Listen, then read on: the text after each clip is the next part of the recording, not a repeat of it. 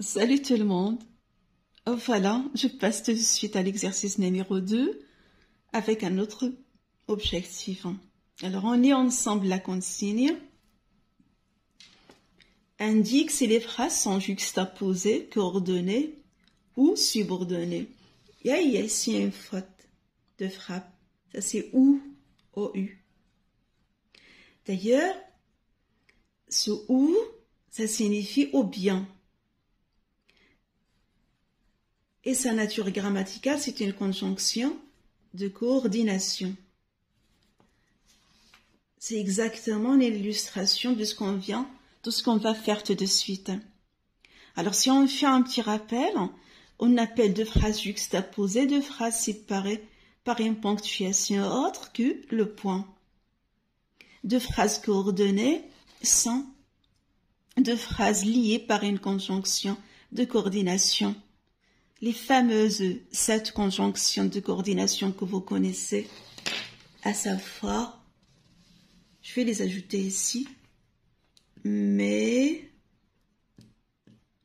ou, et, donc, or, ni, car. Ça ne fait combien? 7, c'est ça?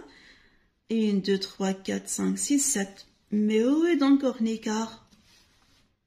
Mais où est donc ornicar? On peut l'apprendre facilement de cette manière. La dernière relation logique, c'est la subordination. Alors on dit deux phrases subordonnées, c'est-à-dire deux phrases liées par une conjonction de subordination. Ils sont liés à quoi? Ils sont liés à la proposition principale. Alors lorsqu'on dit la subordination, cela veut dire qu'ici, je parle de la complétive. Alors, lorsqu'on dit la complétive, nous avons deux types, la conjonctive et l'interrogative. Mais je parle aussi de la relative, je parle aussi de l'infinitive et je parle de la participiale, sans oublier, bien évidemment, la circonstancielle. Donc je reprends, lorsqu'on parle de la relation de subordination, je parle de la complétive, la proposition subordonnée complétive qui peut être soit une proposition subordonnée conjonctive introduite par la conjonction, une conjonction, soit une proposition subordonnée complétive interrogative introduite par un mot interrogatif, et bien sûr là, je parle de l'interrogation indirecte. On parle aussi de la proposition subordonnée relative, introduite par un pronom relatif, mais on parle également d'une proposition subordonnée infinitive et d'une proposition subordonnée participiale, et enfin une proposition subordonnée circonstancielle. Dans la circonstancielle, on peut donc faire appel à toutes les circonstances que vous connaissez, donc le temps, la manière, la cause, la conséquence, l'opposition et ainsi de suite. Alors, on va vérifier les phrases que nous avons devant les yeux. On va à chaque fois signaler si ce sont des phrases juxtaposées ou bien coordonnées ou alors subordonnées. On commence par la toute première.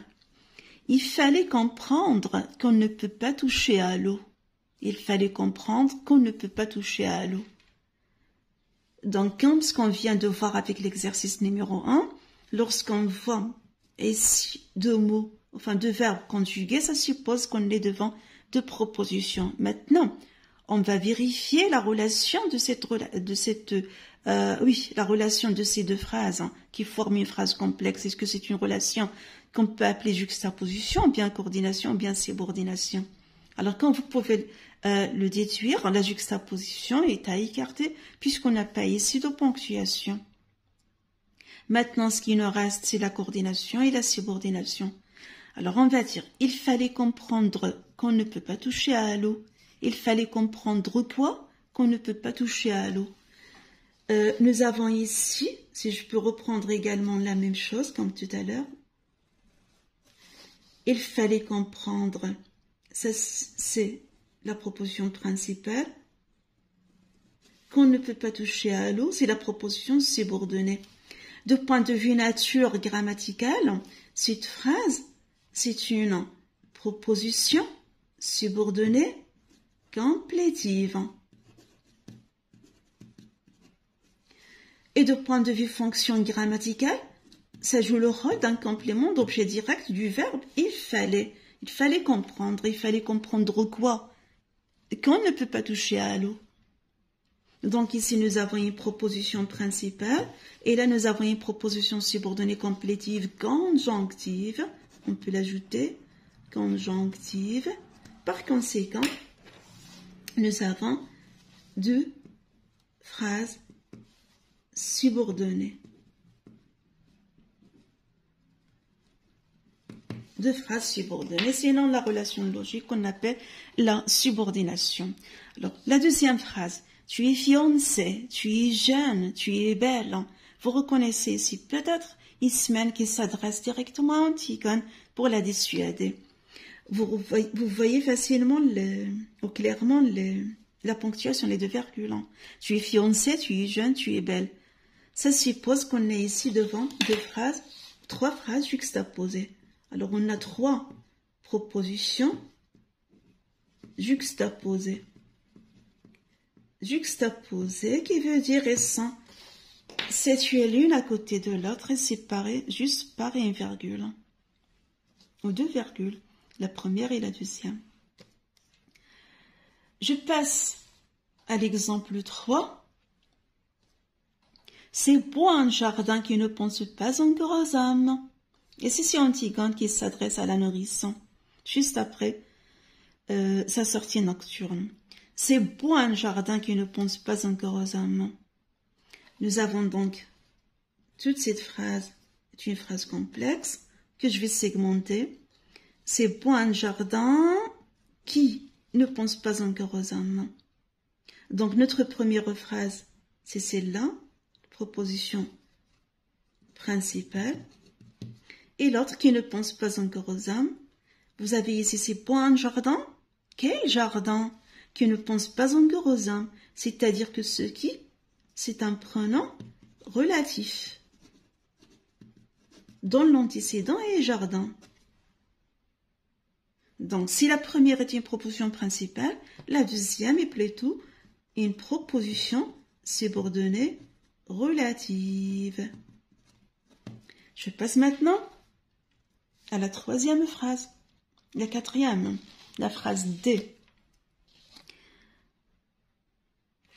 Tout d'abord, je vais mentionner ici, je vais compléter juste la réponse. Alors, je vais mettre en deux propositions subordonnées.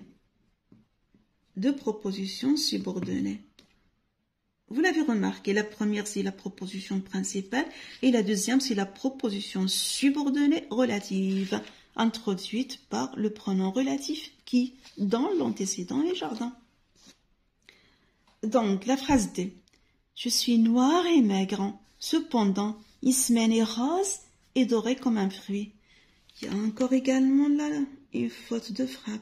Ça c'est la conjonction et non pas le verbe. Ismène est d'abord rose et ensuite doré. C'est l'addition. L'addition, c'est comme si vous voulez dire en plus. Ismène est rose et en plus doré comme un fruit. C'est l'addition, c'est la conjonction également de coordination. Seulement ici, ça allie juste les deux adjectifs, sinon les deux adjectifs attribués n'ont pas de proposition. Alors, je reprends la phrase. Je suis noire et maigre, cependant, Ismène est rose. Vous avez remarqué ici l'emploi de cependant séparé par deux virgules. Il est bien mis en évidence, bien mis en relief. Et ça sépare les deux conjonctions. Ça sépare les deux propositions. Alors, je vais mettre ici, je suis noire et maigre, la première proposition, et la deuxième, cependant, Ismène est rose et doré comme un fruit. Donc, la première phrase, c'est toujours une proposition principale, et la deuxième, c'est une proposition subordonnée, circonstancielle, d'opposition. Cependant, ça exprime l'opposition. Donc, je vais mettre également ici deux propositions subordonné. Subordonné. C'est bon? Alors, on arrive à la fin. La phrase U. Il faudra sentir que la douleur est arrivée au point où l'on ne peut plus la supporter. Il faudra sentir que la douleur, donc il faudra sentir quoi? Il faudra sentir que. Donc ma première phrase termine ici. Sentir quoi? Que la douleur est arrivée au point, j'arrête ma phrase là, où l'on ne peut plus la supporter. N'oubliez pas que nous avons notre premier verbe conjugué, voilà le deuxième et voilà le troisième. Ça suppose donc 3 propositions. Alors il faudra sentir, je vais dire c'est toujours la proposition principale, il faudra sentir quoi? Que la douleur est arrivée au point. C'est comme si là, qu'on ne peut pas toucher à l'eau. C'est donc une proposition subordonnée, complétive, conjonctive, qui a comme fonction grammaticale le complément d'objet direct du verbe. Il faudra sentir. Maintenant, la phrase « où l'on ne peut plus la supporter », vous remarquez ici le pronom relatif « ou », qui n'a rien à voir avec le « ou » de tout à l'heure, qui est une conjonction de coordination. Ça, c'est un pronom relatif. La différence entre les deux, c'est juste cet accent grave sur le « u ». Où l'on ne peut plus la supporter. C'est donc une proposition subordonnée relative. Le pronom personnel « ou » a comme antécédent le point. Point. Donc, je complète la réponse. Ce sont 3 propositions subordonnées. Voilà. Pour ce qui est de la coordination, je peux reprendre juste cet exemple. Tu es fiancée, tu es jeune, tu es belle. Tout à l'heure, on a dit que les 2 virgules nous permettent de dire que les 3 propositions sont juxtaposées. Mais si je vous demande de remplacer la ponctuation par une conjonction ou 2 conjonctions de coordination, vous pouvez le faire, comme par exemple en disant « Tu es fiancée car tu es jeune et tu es belle. » Tu es fiancée car tu es jeune et tu es belle. Vous avez qu'à faire partie de cette conjonction de coordination, tout comme est la conjonction de coordination également. Tu es fiancée car tu es jeune et tu es belle. Ça me donne 3 propositions comme réponse. 3 propositions coordonnées. Et voilà.